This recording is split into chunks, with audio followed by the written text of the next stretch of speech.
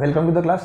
Work power energy ચેપ્ટરમાં આપણે 2-3 lecture શીખી ગયા છે. એકમાં કોન્સ્ટન્ટ ફોર્સની ડિસ્કશન કરી હતી, એકમાં વેરિયેબલ ફોર્સની ડિસ્કશન કરી હતી અને પ્રીવિયસ લેક્ચરમાં સંરક્ષી બળો એટલે કે કન્ઝર્વેટિવ ફોર્સ અને નોન કન્ઝર્વેટિવ ફોર્સ, ત્યારબાદ સ્થિતિ ઉર્જાની ડિસ્કશન કરી હતી. સંરક્ષી બળ કોને કહેતા હતા? તો કે એવા બળો કે જેમાં થતું કાર્ય માત્ર પ્રારંભિક અને અંતિમ સ્થિતિ ઉપર આધારિત રાખે, નહીં કે તમે પહેલાંથી બીજા બિંદુ પર ક્યાં માર્ગે જાઓ એની સાથે કોઈ લેવા દેવા હોતા નથી. જ્યારે અસંરક્ષી બળો છે, નોન કન્ઝર્વેટિવ ફોર્સ છે, એ માર્ગ ઉપર આધારિત છે. તમને ખબર છે, એક એક્ઝામ્પલ આવ્યું હતું મેં 0 થી 1 સુધીનું. રેખીય માર્ગે જાઓ અને પર્વલય માર્ગે જાઓ તો બંનેમાં કાર્ય અલગ અલગ આવતું હતું, યાદ આવે છે? ચક્રીય પ્રક્રિયામાં કાર્ય છે એ સંરક્ષી બળમાં 0 થઈ જાય, અસંરક્ષી બળમાં 0 થતું નથી. ગુરુત્વાકર્ષણી બળ છે, સ્પ્રિંગ બળ છે, આ બધા બળો છે એ ક્યાં હતા? સંરક્ષી બળો હતા.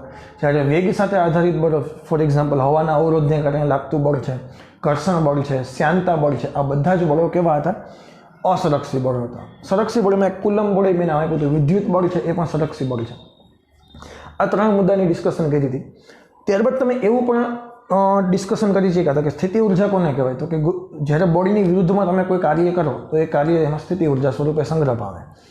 પછી ગુરુત્વીય સ્થિતિ ઉર્જા U = mgh ફોર્મ્યુલા સાબિત કર્યું હતું આપણે.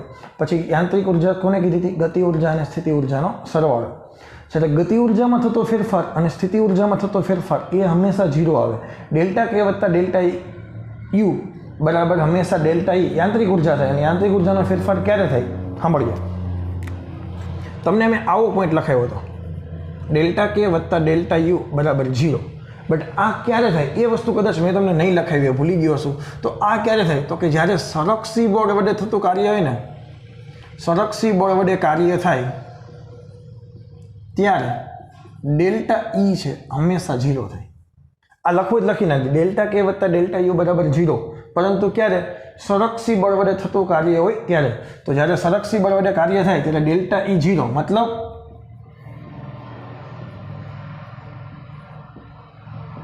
યાંત્રિક ઉર્જાનું સંરક્ષણ, મતલબ યાંત્રિક ઉર્જાનું સંરક્ષણ. બટ ક્યારે?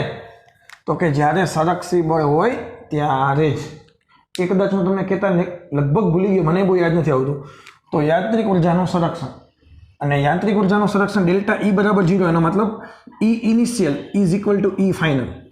પ્રાથમિક યાંત્રિક ઉર્જા અને ફાઇનલ યાંત્રિક ઉર્જા બંને સમાન થાય. એનો મતલબ K ઇનિશિયલ વત્તા U ઇનિશિયલ બધા બરાબર K ફાઇનલ વત્તા U ફાઇનલ.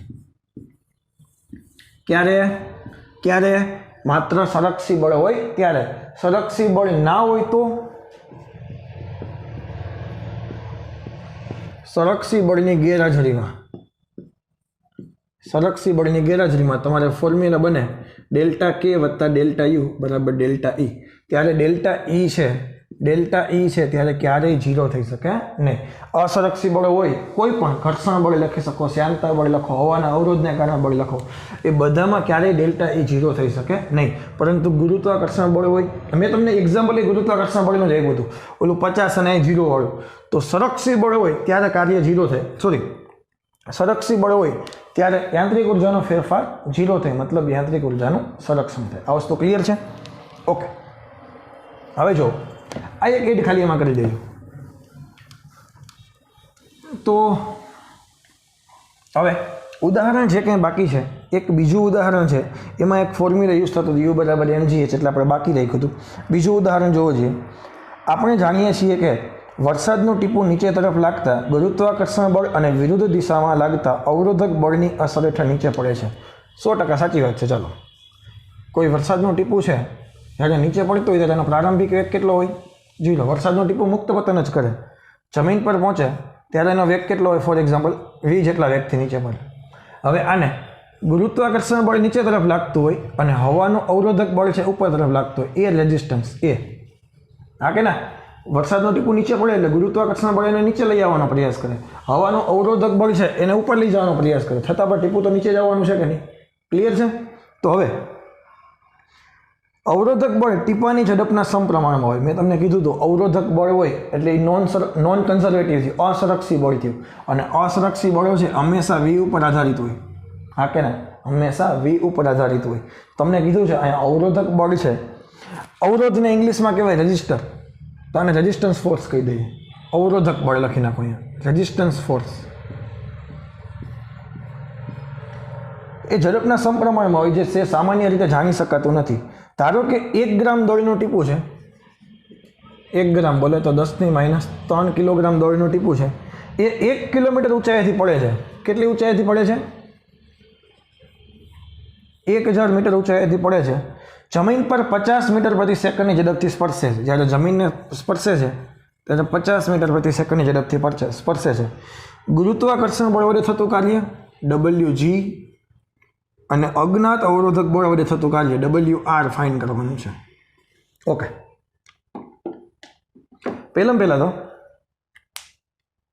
તમને ખબર પડી જાય, ગુરુત્વાકર્ષણ બળ વડે થતું કાર્ય ફાઇન્ડ કરવું હોય તો એકદમ સિમ્પલ છે. ગુરુત્વાકર્ષણ બળ વડે થતું કાર્ય તેમાં સ્થિતિ ઉર્જા સ્વરૂપે સંગ્રહ પામે. યાદ કરો, ગુરુત્વાકર્ષણ બળ વડે થતું કાર્ય તેમાં સ્થિતિ ઉર્જા સ્વરૂપે સંગ્રહ પામે. યાદ આવ્યું કે નહીં? તો WG બરાબર ડેલ્ટા યુ. ના ખબર પડી તને? એટલે ખાલી આ ફોર્મ્યુલા લખો કે ખાલી MGH લખો, બધું એક જ છે. સંરક્ષી બળ વડે થતું કાર્ય સ્થિતિ ઉર્જા સ્વરૂપે સંગ્રહ પામે. મેં પ્રીવિયસ લેક્ચરમાં નોટ લખાવી હતી. તો ગુરુત્વાકર્ષણ બળ તો કેવું છે? સંરક્ષી બળ છે. તો એના વડે થતું કાર્ય સ્થિતિ ઉર્જા સ્વરૂપે સંગ્રહ પામે. તો સ્થિતિ ઉર્જા સ્વરૂપે સંગ્રહ પામે. M કેટલા છે? તો કે 10⁻³ G કેટલા છે? 10. અને H કેટલા છે? 10⁻3. H એટલે 1000 એટલે 10⁻3. તો જવાબ આવ્યો 10 જૂલ. પેલો આન્સર આવી ગયો.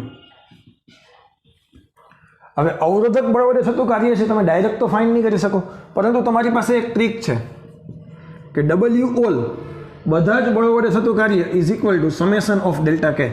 કાર્ય ઉર્જા પ્રમેય. દરેક બળ વડે થતા કાર્યનો સરવાળો આમ લખી નાખો, ઇઝ ઇક્વલ ટુ ડેલ્ટા કે. તો અહીંયા બે પ્રકારના બળ છે, ગ્રેવિટેશનલ ફોર્સ વડે થતું કાર્ય અને અવરોધક બળ વડે થતું કાર્ય ઇઝ ઇક્વલ ટુ ડેલ્ટા કે. તો WR જોતું હોય ત્યારે તો શું થશે? ડેલ્ટા કે માઇનસ WG. હવે ગતિ ઉર્જાનો ફેરફાર ફાઇન કરવો હોય તો ગતિ ઉર્જાનો ફેરફાર ફાઇન કરવો હોય તો શું લખાય? 1/2m v² - u² is equal to minus WG. 1/2 આ 10⁻³ 50, અંતિમ 50 છે, 50નો વર્ગ 2500 માઇનસ પ્રારંભિક 0 હતા માઇનસ WG. ગુરુત્વાકર્ષણ વડે થતું કાર્ય કેટલું છે? 10. આનો જવાબ કેટલો આવે? આ 2.5 ભાંગ્યા આ થશે 1.25 માઇનસ 10. જવાબ આવે -8.75 જૂલ. આ તારો જવાબ આવી ગયો. કાર્ય ઉર્જા પ્રમેય યુઝ કર્યો ને, દરેક બળ વડે થતું કાર્ય ઇઝ ઇક્વલ ટુ ગતિ ઉર્જાનો ફેરફાર.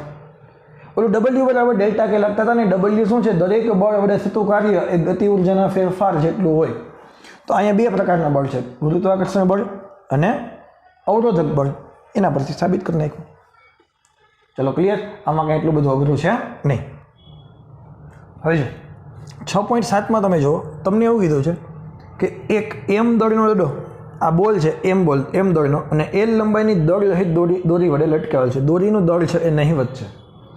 તેને નિમ્નતમ બિંદુ A પાસે સમક્ષિતિજ દિશામાં V0 વેગથી ગતિ આપવામાં આવે છે. V0 વેગથી, વેગની દિશા એ સ્પર્શકની દિશા હોય, V0 જેટલા વેગથી ગતિ આપવામાં આવે છે, જેથી તે ઉધ્વ સમતલમાં અર્ધવર્તુળાકાર માર્ગે જાય અને ફક્ત મહત્તમ ઊંચાઈ આવેલા બિંદુ C પાસે દોરી ઢીલી પડે છે. જ્યારે બિંદુ C પાસે હોય ત્યારે એની દોરી કેવી થઈ જાય છે? ઢીલી પડે છે. ઉધ્વ સમતલમાં એ આકૃતિમાં દર્શાવેલ છે. તો V0 ગોતવાના છે. બિંદુઓ B અને C પાસેની ઝડપ, મતલબ B અને C પાસેની ઝડપ એટલે VB કેટલા થાય, VC કેટલા થાય.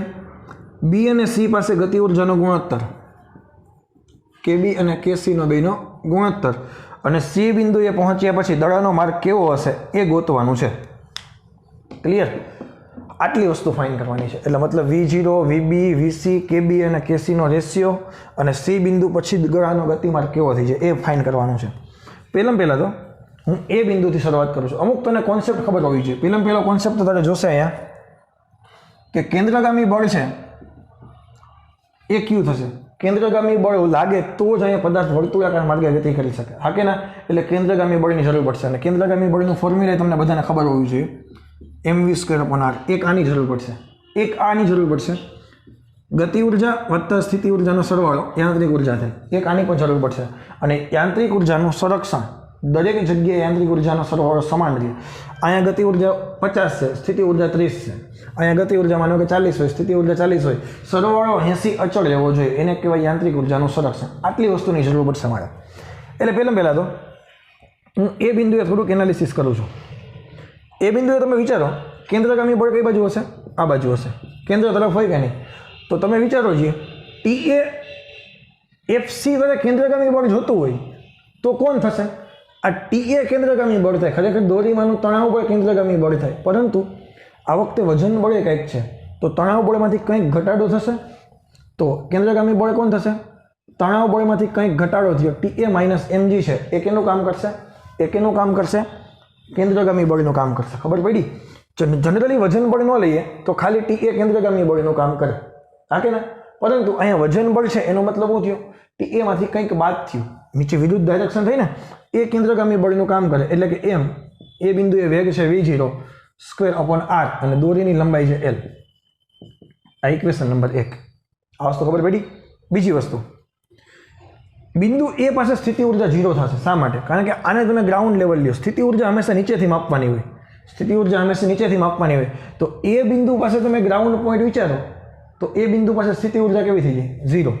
ખબર પડી કે ન પડી? યુ એ બરાબર 0, કારણ કે એચ બરાબર 0, કારણ કે એ સંદર્ભ રેખા છે, ત્યાંથી ઉપર તરફ સ્થિતિ ઉર્જા વધશે, એ લેવલ પર તો ગ્રાઉન્ડ સ્થિતિ ઉર્જા કેવી હોય? 0। આ ખબર પડી? બીજી વસ્તુ કે એ બરાબર 1/2 mv0², આ ખબર પડી? તેથી એ બિંદુ આગળ સ્થિતિ ઉર્જા છે કેટલી થશે? 1/2 mv0² ખાલી, કારણ કે સ્થિતિ ઉર્જા તો 0, આ બેનો સરવાળો એ જેટલો મળે કે નહીં? એક વસ્તુ આ ખબર પડી ગઈ। ચાલો, એ બિંદુનું એનાલિસિસ થઈ ગયું। હવે સી બિંદુ પાસે, સી બિંદુ પાસે તમને કીધું દોરી ઢીલી પડે છે, દોરી ઢીલી પડે એનો મતલબ દોરીમાં તણાવ બળ જ ન હોય ભાઈ।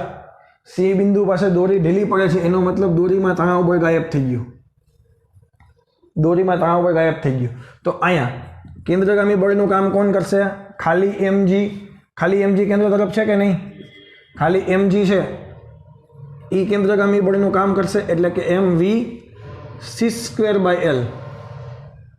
mvc²/l, બે બાજુ એમ કેન્સલ કરી નાખો તો vc² બરાબર gl અને vc બરાબર √gl। આ તારો પહેલો આન્સર આવી ગયો।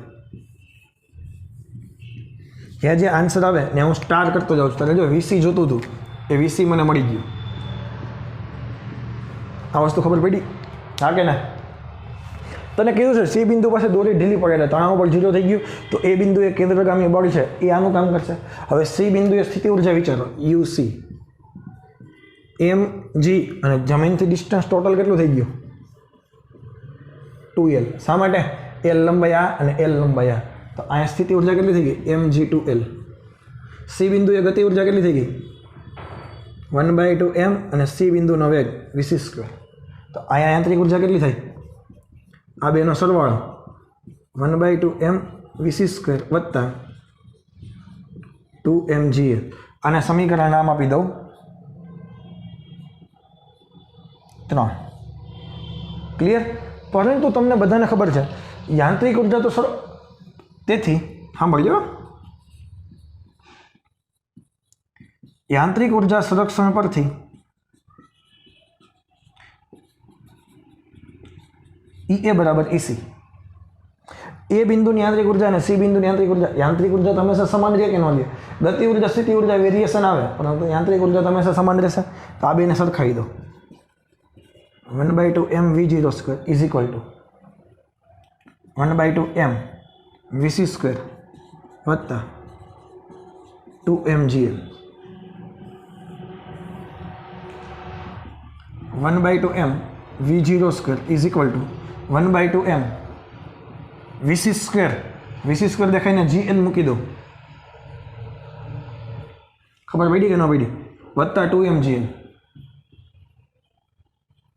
એટલે કે 1/2 m v0² બરાબર આ અડધો અને આ 2 2 4 ને 1 5 5 mgl/2, બે બાજુ 2 2 કેન્સલ, mm કેન્સલ, तो v0 स्क्वेर बराबर 5gl, तो v0 बराबर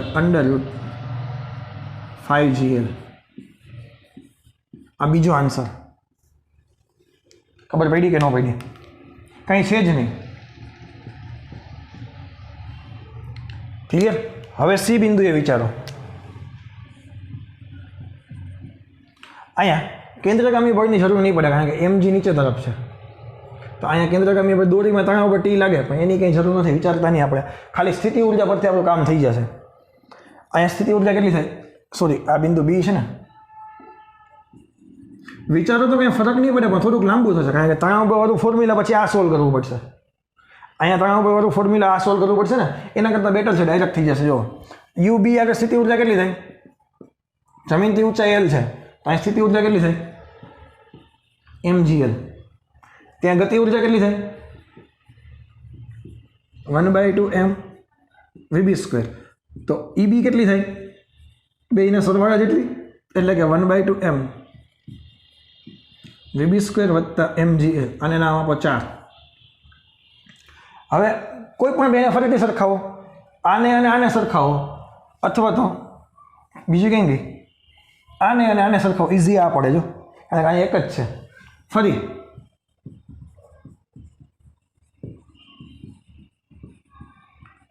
यांत्रिक ऊर्जा संरक्षण परथी EA बराबर EB। EA केटला छे? 1/2 m, अने V0 स्क्वेर छे त्यां लखी नाखो 5gl इज इक्वल टू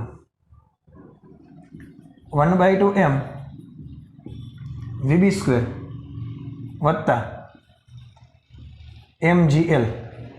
तो आगला छे अढ़ी थे ने, एक आ बाजू आव्यो, अढ़ी मांथी एक बाद छे, 1.5 वीधा, 3/2 mgl बराबर 1/2 m VB square. 1/2 m cancel थया, तो VB बराबर √3gl। आ आपणो आई गयो त्रीजो आंसर। VB पूछे ने? चलो क्लियर?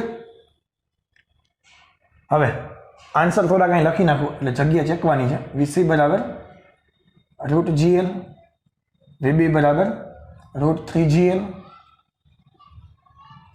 VA बराबर √5gl। VA नहीं, यहाँ V0 है। चलो क्लियर? हवे चेकी नाखो।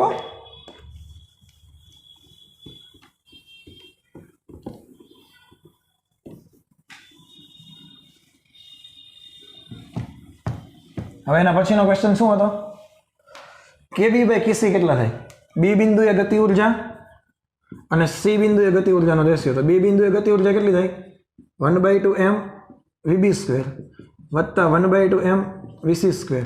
1/2 m कैंसल थया, तो VB square by VC square. VB square करो तो वर्गमूळ निकली गयो 3gl। VC स्क्वेर करो √gl એટલે gl कैंसल थया, तो 3/1। आ केबी बाय कैसे मળી ગયો। અને सी बिंदुए पछी હું લખ્યો નવો ક્વેશ્ચન શું હતો કે सी बिंदुए पहोंच्या पछी दડાનો માર્ગ કેવા પ્રકારનો હશે। હવે જો પહેલા તો ખબર પડી ગઈ, सी बिंदुए દોરી ઢીલી પડે। હવે વિચારો અહીંથી તમે દોરી કાપી નાખો તો આમ જવો જોઈએ કે નહીં? તો સ્પર્શકની દિશામાં ગતિ કરે, परंतु धीमे धीमे धीमे धीमे धीमे परवलय मार्ग आवतो जाए। शा माटे? कारण के नीचे तरफ गुरुत्वाकर्षण बळ लागे, समशीतिज दिशानो वेग अचळ, समशीतिज दिशानो वेग अचळ, प्रक्षिप्त गति, चौथुं चैप्टर। समशीतिज दिशानो वेग अचळ, बळ नीचे तरफ लागे, क्यू बळ लागे? गुरुत्वाकर्षण बळ। समशीतिज दिशामां प्रवेग 0, नीचे तरफ प्रवेग -g, बेयनी वच्चेथी गति करता करता आवशे એટલે परवलय मार्गे गति करशे। मैं तमने एक उदाहरण आप्युं हतुं। अहींया दुश्मन देशनो टेंट छे, અહીંથી પ્લેન આવે તો મિસાઇલ અહીંથી જ છોડી દે, મિસાઇલ આગળ જાય नीचे आवे, आगळ जाए नीचे आवे, परवलय मार्गे गति करता करता आनी पर पड़ी गई। बीजामां गयुं सी बिंदुए दोरी ढीली पड़े छे। जो सी बिंदुए दोरी कट करवामां आवे तो ते डाबी बाजू, आकृति प्रमाणे विचारीए तो डाबी बाजू समक्षितिज दिशा में काउंस में लखो स्पर्शक સ્પર્શકની દિશામાં આગળ વધી કઈ માર્ગે ગતિ કરશે? પરવલય માર્ગે ગતિ કરી જમીન પર આવે છે. ક્લિયર? તો ક્વેશ્ચન ઘણો બધો લેન્ધી હતો. 3 વસ્તુ યાદ રાખવાની: કેન્દ્રગામી બળ, સ્થિતિ ઉર્જા, ગતિ ઉર્જા, યાંત્રિક ઉર્જા. કેન્દ્રગામી બળ અહીં તો mg બરાબર mv²/r જ થશે. શા માટે? કારણ કે દોરી ઢીલી પડે એમ કીધું છે તમને. તો મારા ખ્યાલથી આ ચેપ્ટરનો IMP દાખલો છે. આટલો લાંબો એકસાથે ન પૂછે, ખાલી તમને એવું પૂછી શકે કે C બિંદુનો વેગ કેટલો થાય, કે V0 કેટલો થાય. ખાલી તમને V0 પૂછી શકે. પેજામાં જાય તો કોન્સેપ્ટ મગજમાં હોવો જોઈએ.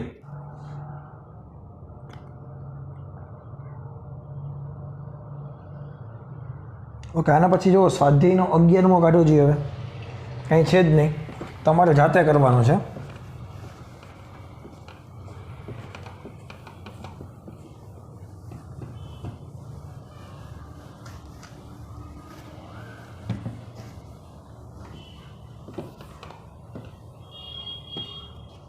તમને એવું કીધું કે એક પદાર્થની યામ પદ્ધતિની z અક્ષ પર ગતિ દરમિયાન ગતિ સીમિત રાખવા F જેટલું અચળ બળ લગાડવામાં આવે છે. અચળ બળ કહી દીધું.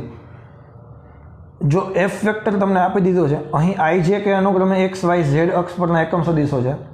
આ પદાર્થને z અક્ષ પર 4 મીટર સુધી, તો સ્થાનાંતર કેટલું થઈ ગયું? z અક્ષ પર 4 મીટર, 4 k કેરેટ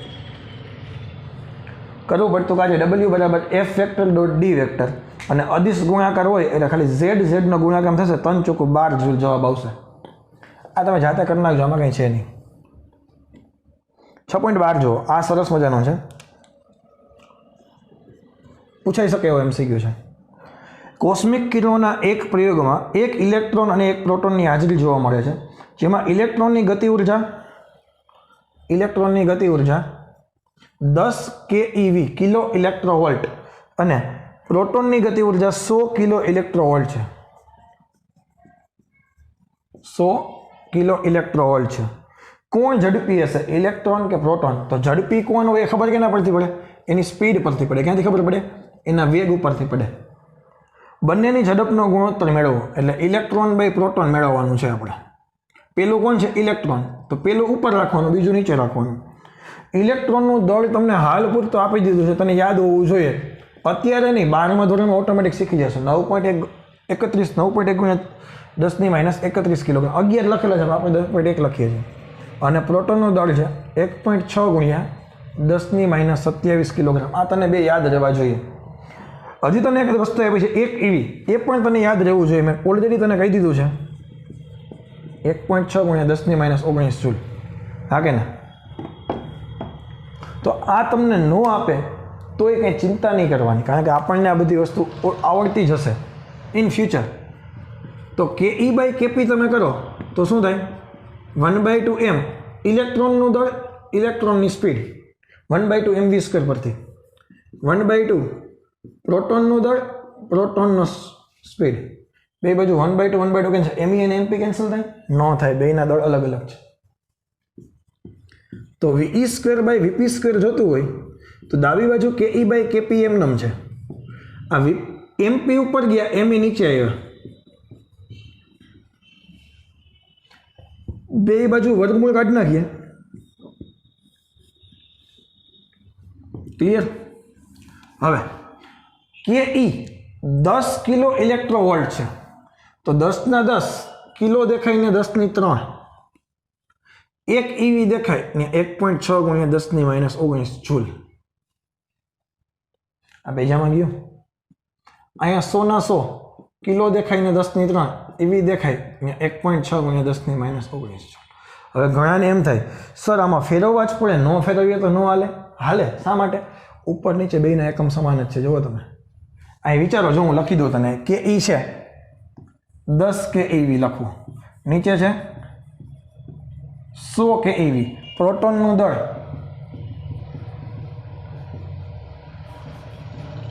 અને ઇલેક્ટ્રોનનું દળ 9.1 × 10⁻31 કિલોગ્રામ.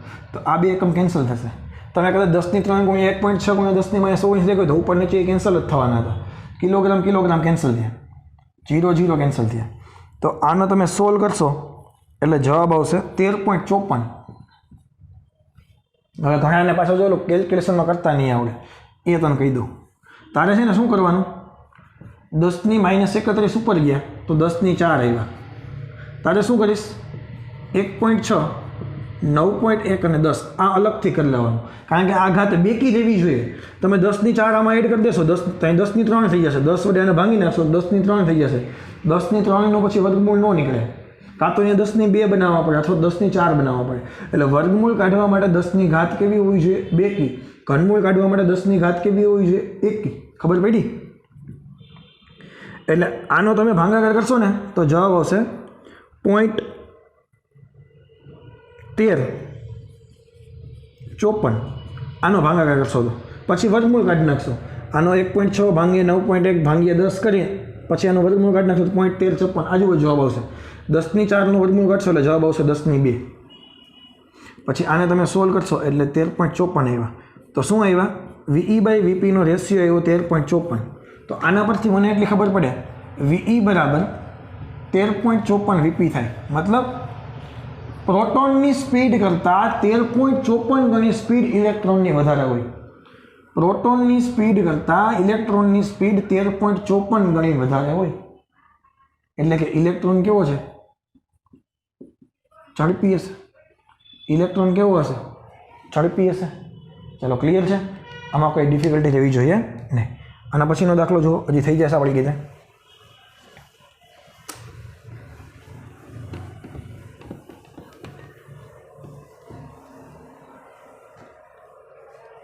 ઓકે, હવે જો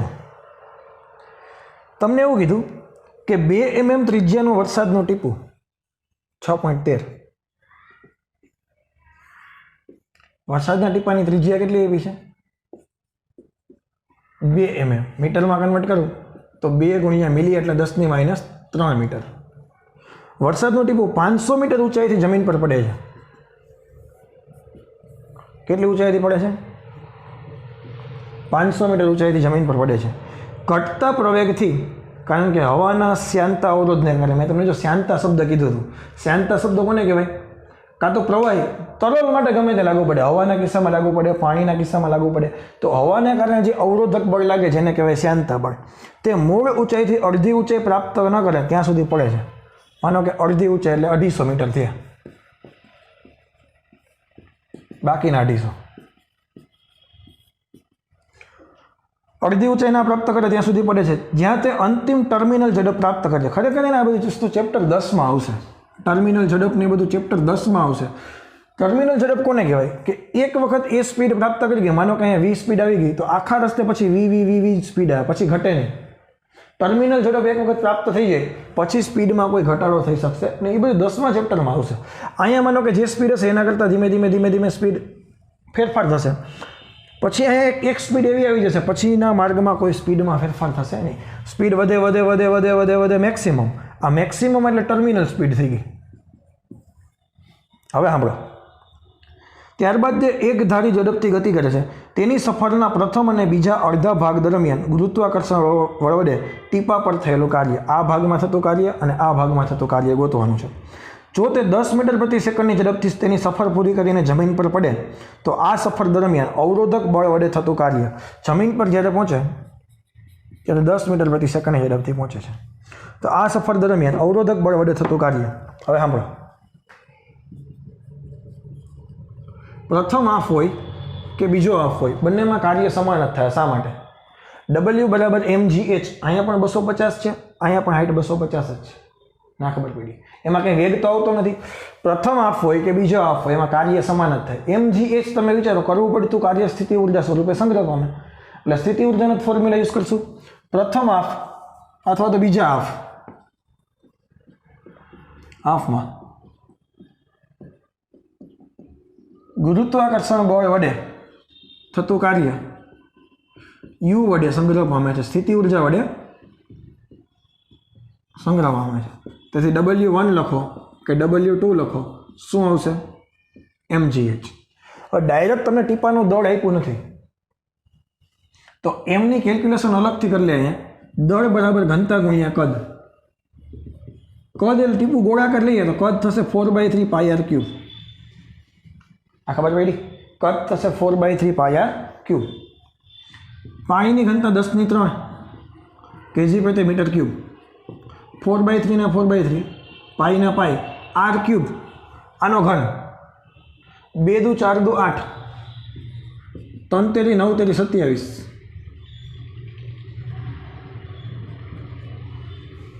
થાય. ખાલી ઘન કરે એટલે 10⁹ થાય હો, કે 27 કરીને આવતા નહીં. આમ હોય તો 3 તેરી 9 તેરી 27 નહીં, 3 ઘાતની ઘાતનો ગુણાકાર જ થાય ખાલી. ત્યાં બાઘા મારી 27 કરીને આવે નહીં ક્યાં. આને તમે સોલ્વ કરશો એટલે દોડનો જવાબ એને કેટલો આવશે ખબર? અમારી પાસે કેલ્ક્યુલેશન કરેલો તો નથી. 3.35 ગુણ્યા 10⁻5 આવવો જોઈએ.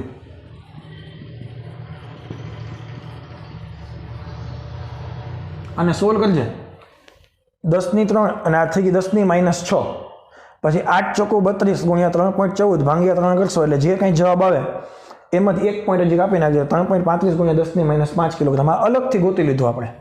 તો હવે W1 W2 એમ દેખાય ને 3.35 ગુણ્યા 10⁻5 G દેખાય ત્યાં 10 અને H દેખાય ને 250. કારણ કે હાફ બેમાં 250 લખવાના.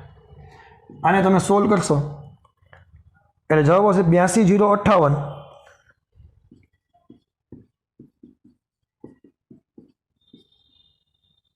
અથવા તમે ડાયરેક્ટ સોલ્વ કરી નાખો ઘાત બાદ બધું કરીને ફાઇનલ તો 0.082 જૂલ જવાબ આવશે. કેટલો આવશે? 0.082 જૂલ. આ ક્લિયર? બંને વડે.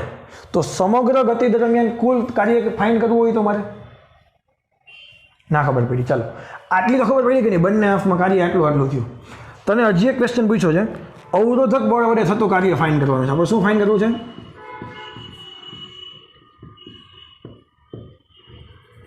અવરોધક બળ વડે થતું કાર્ય ફાઇન્ડ કરવું. તો આપને ખબર છે W all is equal to delta કે. આપણી પાસે બે ભાગ છે, W1 અને W2.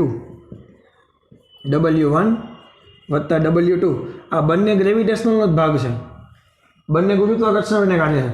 વત્તા W રેઝિસ્ટન્સ અવરોધક બળ. હા કે ના? ઇઝ ઇક્વલ ટુ ડેલ્ટા કે. ના ખબર પડી ભાઈ તને? ના ખબર પડી? આ ટોટલ માર્ગ વડે ગુરુત્વાકર્ષણ બળ વડે થતું કાર્ય ડાયરેક્ટ 500 કરીને લખો તો હાલે, અથવા તો બેનો સરવાળો કરી નાખો, એ જ છે ને. વત્તા અવરોધક બળને વડે થતું કાર્ય ઇઝ ઇક્વલ ટુ ડેલ્ટા કે. તો આ બેનું કેટલું એવું? W1 વત્તા W2 0.082 વત્તા 0.082 માઇનસ સોરી આમની 0.082 વત્તા 0.082 વત્તા WR is equal to 1/2m v² minus u². તો WR બરાબર 1/2m દેખાય. ત્યાં 3.35 ગુણ્યા 10⁻5 v² દેખાય. નીચે આવે તો 10નો વર્ગથી આવે છે 100 માઇનસ પ્રારંભિક વેગ કેટલો લખી નાખ્યો આપણે? 0. અને આ બાજુ બાદ થયા માઇનસ, આ બંને ઓલી બાજુ ગયા. કેટલા થયા? 82 ને 164.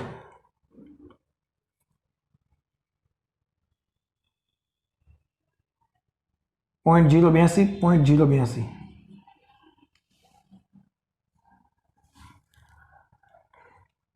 .16 164 થાય ને? હા, આ બેનો સરવાળો 82 164 .164. હવે આને કરો સોલ્વ. આ જે કંઈ જવાબ આવે એમાંથી .164 બાદ કરો. આ તારો ફાઇનલ આન્સર. અત્યારે તમે સામે હોય તો કેવી મજા આવે, કેલ્ક્યુલેટરમાં તમે કરતા હોય, હું લખતો હોય, એ વસ્તુ જ કંઈક અલગ છે. પણ હવે અત્યારે જે કર્યું એ આપણે ભોગવવાનું છે. ના ખાવાનું ખાધું ને આપણે, નહીં તો બીજાએ. કંઈ નહીં, ચાલો. આ ખબર પડી કે ના પડી? તો આમાં એટલું બધું કંઈ ટફ છે નહીં.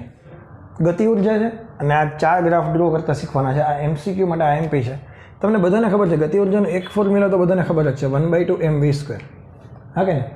જો હું આ ફોર્મ્યુલાને ઉપર નીચે દળ વડે મલ્ટીપ્લાય કરી દઉં તો ફોર્મ્યુલા શું થઈ ગયું? 1/2 ઉપર થઈ ગયા m² v² છેદમાં નીચે વધ્યા 2m. બટ તમને બધાને ખબર છે રેખીય વેગમાન p બરાબર mv થાય. તો ઉપર ફોર્મ્યુલા થઈ ગયું p², m² v² એટલે p², નીચે થઈ ગયું 2m. તો ગતિ ઉર્જાનો આ પણ એક ફોર્મ્યુલા તમે લખી શકો, k બરાબર p²/2m, અને આ તો હતું જ 1/2 mv². તો ગતિ ઉર્જાના આટલા ફોર્મ્યુલા તમારા માટે કામના છે. આના આધારે થોડા ઘણા ફેરફાર કરીને MCQ બને એ હું જોઈ દઉં. અને ગ્રાફ કેવી રીતે ડ્રો કરવાનો છે. હવે તો તમને પહેલો ગ્રાફ પૂછ્યો કે અને m વિરુદ્ધનો, પરંતુ p અચળ રહેવું જોઈએ. તો હું ફોર્મ્યુલા યુઝ કરીશ k પ્રોપોર્શનલ ટુ k બરાબર p²/2m નો ફોર્મ્યુલા યુઝ કરો. તો હવે અહીંયા k પ્રોપોર્શનલ ટુ 1/m છે. બોલો હા કે ના? k અને m એકબીજાના વ્યસ્ત પ્રમાણમાં છે, અને અચળ કોણ થયું? કોને તમે અચળ કાઢ્યા? p²/2 ને અચળ કાઢ્યા. એટલે ખરેખર 2 તો અચળ છે, તમે p² ને અચળ કાઢ્યા. તમને એ જ કીધું હતું, p કોન્સ્ટન્ટ હોય તો રિલેશન શું થાય? k અને m એકબીજાના વ્યસ્ત પ્રમાણમાં આવે, અને જ્યારે એકબીજાના વ્યસ્ત પ્રમાણમાં આવે તો ગ્રાફ કેવો બને? અતિવલય. આ લખી નાખજે. એક જ ગ્રાફ લખું ને એની બાજુમાં અહીંયા જે એનાલિસિસ કરું એ એનાલિસિસ લખતું જવાનું છે. તો અહીંયા p અચળ કાઢો તો k અને m એકબીજાના વ્યસ્ત પ્રમાણમાં, એટલે ગ્રાફ આવે અતિવલય. આવો ગ્રાફ બને, આને કહેવાય અતિવલય. બોલો હા કે ના? તો આ ગ્રાફ, એની બાજુમાં એનું એનાલિસિસ. ચલો ક્લિયર? ચલો હવે વિડીયો પોઝ કરીને લખી નાખો. p અને m નો ગ્રાફ y અક્ષ ઉપર p રાખવાનો, x અક્ષ ઉપર m રાખવાનો, k કોન્સ્ટન્ટ રાખવાનો છે. તો તમને બધાને ખબર છે k બરાબર p²/2m. હા કે ના? તો m y અક્ષ ઉપર રાખવાનો છે, તો p² = 2mk થયા. y અક્ષ ઉપર p, x અક્ષ ઉપર k, તો p² પ્રોપોર્શનલ ટુ k લખું, sorry p² proportional two m લખું, તો કોન્સ્ટન્ટ કોણ થયું? 2k અચળ. મને k અચળ રાખવાનું કીધું હતું, 2 તો અચળ હોય જ. તો y² પ્રોપોર્શનલ ટુ x નો ગ્રાફ છે, તો આ ગ્રાફ પરવલય થાય.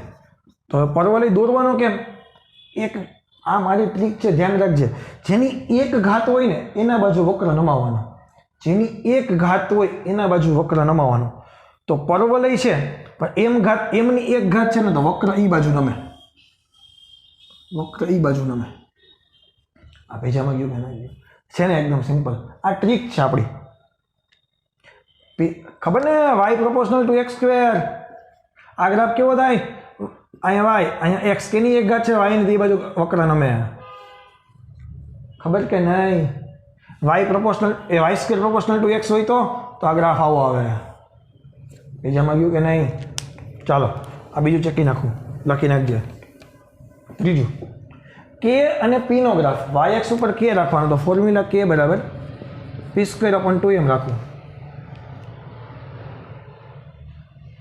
તો k પ્રોપોર્શનલ ટુ p² કરું તો 1/2m અચળ છે.